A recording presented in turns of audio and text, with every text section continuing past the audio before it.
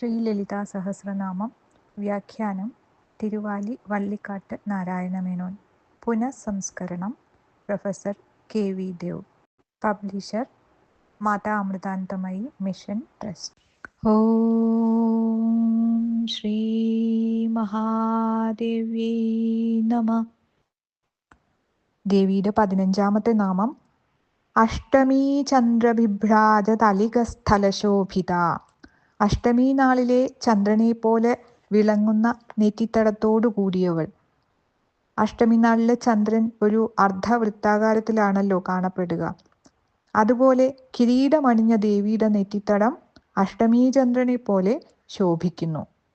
ബുദ്ധിശക്തിയെ ദ്യോതിപ്പിക്കുന്നതാണ് അർദ്ധചന്ദ്രാകാരമായ നെറ്റിത്തടം എന്ന് സാമുദ്രികാശാസ്ത്രം.